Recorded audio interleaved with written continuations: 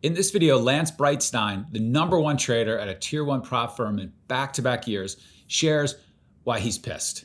Nothing pisses Lance off more than when people share views on trading that are just wrong and damage the trading community.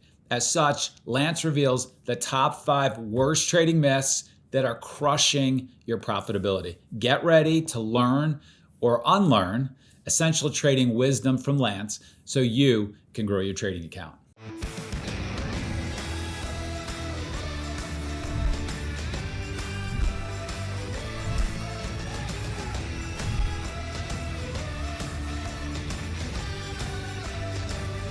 Hi, I'm Lance Breitstein, and you can follow me on Twitter at @TheOneLanceB, where I present all sorts of different trading material, ideas, and concepts. And today I'll be discussing my top 5 worst trading myths.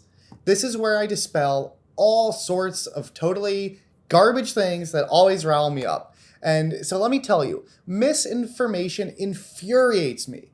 It just absolutely drives me nuts that there's people on Twitter or people out making YouTube videos that they have a bunch of followers, but what they give out there is just total garbage. It is not intellectually honest. And I just don't think it's they're misintentionally misleading anyone, but the truth is they've not thought deeply about these things. These people out there are gurus and fraudsters, and there's just so much just damaging information. And it drives me crazy because if you're a new trader, trading is difficult enough. You do not want to be sent off the right path because someone that you trust and that you trust to give you good information is giving you garbage. I mean, there's been so many heated Twitter debates I've gotten into. Like, for example, one person on Twitter, who will remain nameless, started to rile up the community by saying, no FinTwit trader has ever made 1 million profits in a year and is willing to provide proof. And so you want to know what happened when I stepped up to the plate?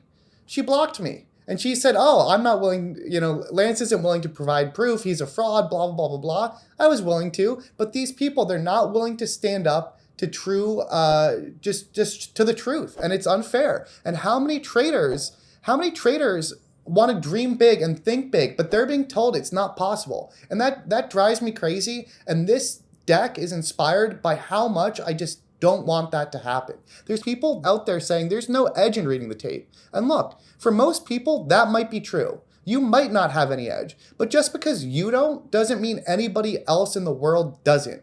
I 100% used reading the tape throughout my career, and it made or break certain trades. It was a huge contributor to my edge. So yeah, it's one thing to say you don't have edge, don't say nobody does. And don't say nobody can make money using technical analysis, right? I think most of the retail world knows that technical analysis works. We've seen people do amazing statistical feats that most people would say are impossible. So it drives me crazy when most of academia still thinks technical analysis doesn't work. So I'm here to dismiss a lot of those myths. As someone who has some level of reach, it is my duty to dispel this misinformation, but most importantly, to do so in an objective, fact-supported manner. So let's see if I can convince you. So first things first, one of the most common things I hear is can't go broke taking profits. Or similarly, people will say the key to success is cutting your losses quickly. These drive me crazy. I understand why these sayings exist. There is a small kernel of truth to them, right? And I understand what people are trying to convey and their intention when they say these, but the reality is there's so much room for misinterpretation, and the damage caused by these sayings is enormous. The reason why these sayings exist is yeah, it's true you do need to take profits and not be greedy, and it's true that you do need to cut your losses and not hope, but the real answer is all of your exits in every single trade, they should be dictated by one thing: your perception of the expected value per your system in that moment in time. So you actually can go broke taking profits, because here's how. If you're truncating your reward, so if every time your trade goes against you, you take your loss and you lose, say, 50 cents, and then when it goes 10 cents in your favor, you're immediately taking profits. If you're supposed to capture $1 or $2 when the trade works in your favor, and you're truncating that every single time, you're not actually getting your true expected value. And the best way that I would relate this to you is imagine if every time you got a really, really good hand in poker, the true thing you want to do is you want to reel the money in. You want to get that pot as big as possible. And imagine if every time you had the nuts, very early on, you just took chips off the table, right? Or what happens if you just check every time when you have the best hands? That's not what you want to do.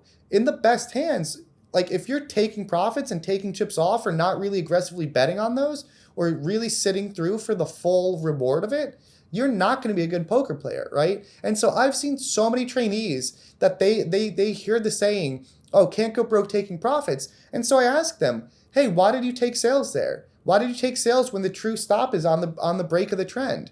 And they say, oh, like, I'm just trying to lock some in. And what I explain to them is, if you're locking some in and not capturing that true reward, you're changing the whole expected value of your trading. Those early profits can cost you so much, especially in your best hands or your best trades. And vice versa, like if you're constantly cutting your losses rather than giving them the proper stop, there's so many times where if you're cutting your losses early, like you're not letting the trade work per your stop that you've already back tested or something, right? And so like I think what that saying's really trying to say is you want to cut your losses quickly per the proper stop, right? I think that's more the appropriate way to think about that. The second big myth that drives me absolutely insane is when people say good trades have 3-to-1 reward to risk or X-to-1 or any reward to risk. This actually ended up being one of my favorite interview questions. I would ask this question, and if you got this wrong, you would not get a job on my trading floor. I refuse to work with anyone that could not get these questions right because it showed a fundamental misunderstanding of expected value. And so I would ask, what win rate do you think a successful trader needs to have? What reward to risk do you need to succeed? And what these questions ask is like, it's not just about the reward to risk, and it's not just about what your win rate is. It's how those variables interplay with each other, right? You don't need a greater than 50% win rate. I can have a win rate that's 30% of the time as long as my reward when I win is so much bigger than my risk. And there's totally amazing trading strategies, amazing trades that might have half the reward is the risk. But the thing is, you're winning 95% of the time. That is a trade I will take all day for amazing size. And so what really drives me crazy about this is like, to be a trader, you need to deeply understand expected value. And it shows if you think there's some magic ratio for what a good trade is, there isn't, because it's not about reward to risk being any set number. It's how does that account for the probability you win, you lose, and that interplay between it, right? And so like, think about this. Across the whole investment spectrum, there's so many different ways to make money. PE firms, they're probably looking for like a 10% win rate. But the thing is, when they win, their winners are making them 20x, 30x, 40x. Even think about Warren Buffett. A lot of his investments really don't outperform the market. But there's those couple times in immense times of panic, like in 2008, where he bought some investments that he thought were so cheap and he went big on them. Or like how he went big on Apple. Those winners account for so much that just doesn't work out. And I've seen intraday traders all across the spectrum. I know traders with 90% plus win rates. I know traders with 30% win rates. So like, to think that there's some magic ratio of what a trade should be, it's just so ignorant to how expected value works. Look at HFT, right? They're like a casino. They probably have a 51 win rate, 49% loss rate, but they're doing 1 million bets a day. And so if you're trying to think of trades only in terms of where can I have 3-to-1 reward to risk, you're just not understanding the game. If that's how you think, this is just not going to be the game for you. Like, you go back to math class and just learn the basics before you even trade another share. It drives me nuts. The other big one, this comes up and it's just so ignorant. I've had so many trainees bring this up. Your average price should never, ever factor into how you hold the stock. Again, let me repeat. Average price is not a variable in the expected value equation. It should have no interplay on what your trading decision is. And all the time I hear, I'm going to hold a core in this trade because I got such a great average price. Or because my average price was so poor, I ended up hitting out on the first sign of a bounce. The expected value equation has no input variable for your average price. The market does not care, right? Your average price is irrelevant. What you need to be doing is dynamically calculating expected value at each moment in time, right? So if you have a really, really good average price and this stock is really, really going, but it's now overextended and the expected value at that moment in time is negative, I don't care your average price. If something's overextended and the expected value is that it's going to go down, it makes no sense to hold along, right? You need to always reflect in this moment in time. If there's really good positive expected value, I want to be holding. If there's really bad expected value, I want to be out of it. And like, it's just such an emotional reaction where people will be out of the money. Then right when it gets back to their average price, they hit out. Your average price is totally arbitrary, right? So many stocks will panic. Then they'll be having this amazing bounce. And so many people hit out when that expected value, they're actually selling on the right side of the V, which is the worst place you could ever sell. If this topic doesn't make sense to you, I've done a video on calculating expected value dynamics, right? It's the must-have trading skill. So Google that on YouTube or under the S&P Capital channel, and you must watch that because I am so tired of people thinking about their average price rather than what does the expected value say at that moment in time. Another fallacy I hear, swing trading offers the most edge. What a crime. Look, swing trading does not offer the most edge, and like, I understand some of this logic. I'd actually say of the offenses that drive me crazy, this is maybe the least offensive to me. But having worked with hundreds of traders across all time frames, intraday trading offers the most edge, but, and this is a very big but, it is at the trade-off of limited scalability. At the micro time frames, there are so many risk-free arbitrages, right? Trades with near 100% win rates and inefficiencies that the risk-reward would make your head spin. Again, I know traders that are positive nearly 100% of days. If you are a swing trader, that will never, ever happen. If you are an investor, that will never, ever happen, right? You just cannot get that level of low variance edge. There are trades where you never, ever risk anything.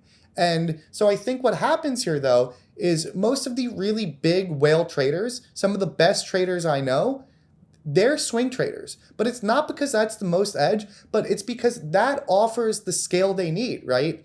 So I think what happens is people see online all these really, really huge, awesome, famous traders, and they really look up to them, which is great. Like, these traders have so much skill. Again, some of the best traders I know are swing traders. But the reason why they're swing traders is because that's either the time frame they happen to study, or most often it's because that's the scale they have. Swing trading offers so much scale, it comes at the expense of some increased variance, but truly as far as edge, intraday trading is number one. But again, there's a trade-off. It lacks scalability. You can't put $100 million to work intraday, right? Never gonna happen. You can do that swing trading. This one is my final myth. And probably one of the ones I most frequently lose my mind about. And that is when people say, if your playbook isn't in play, or if you're in a trading slump, just take a bunch of time off. And I would say this is the biggest difference between the retail and the prop mindset. I can't tell you how many retail traders I've spoken to, and they say, my stuff isn't in play. I'm gonna just take summer off and relax. I'm gonna go on a long vacation. And like, look, if you're a wealthy established trader, do as you wish. You've paid your dues, you're more than welcome to. But don't ever fool yourself into thinking this is optimal or what developing traders should be doing. Your mentor, they can take time off. They've earned it. But if you're a new, inexperienced trader, if you're developing right now, you need to be learning. You need your butt in the seat. When you come back from a break, it can take weeks just to get back into the flow. And like, I understand the logic. Like, that doesn't mean don't take any time off. That doesn't mean don't take any recovery time, any recharge, any vacations. Like, if you're burnt out, you need to recover, right? You need a little time off, but that's way different from taking a whole season off and not doing any work, right? And so the same for slumps. There's nothing wrong with taking a day off or some time to recharge or clear your head. But like, imagine a pro baseball player being in a hitting slump, so then they don't play in a game for a couple months, or they don't go to practice, right? There's no way you get out of a slump by losing your skill set and letting it to decay, right? You get out of a slump by recharging it, whatever you need, but then focusing on the issue, practicing, and getting back in it safely, right? So often the correct action of what you need to do is, if your stuff isn't in play, you need to just still be putting the work in. And that doesn't mean trading, right? Expand your playbook, refine your playbook, network, collaborate, work on better processes, get your reps in, review your highlight reel. But you always want to stay learning and growing. So yes, take the breaks when you need them, but that does not mean just going on total vacation when your playbook's out of play. That means develop into other strategies and keep on growing your game. Trading is all about eternal growth and always becoming better. So fact or fiction? Are there any other trading sayings that you're curious about? Let me know. Let's debate them. I'd love to hear your thoughts. What drives you up the wall? Is there anything I've said that you disagree with, or agree with, or makes sense or has changed your mind? Comment on YouTube or reach out to me on Twitter and let's bring them into the light. There's nothing more I love than bringing misinformation into the light and helping you all be on the more accurate, truthful path. Let me know and look forward to hearing from you. Do you want to learn more actionable trading ideas that you can implement starting tomorrow from Lance? Then watch the video from Lance, 4 techniques that create winning trading strategies with real world edge, appearing on your screen right now.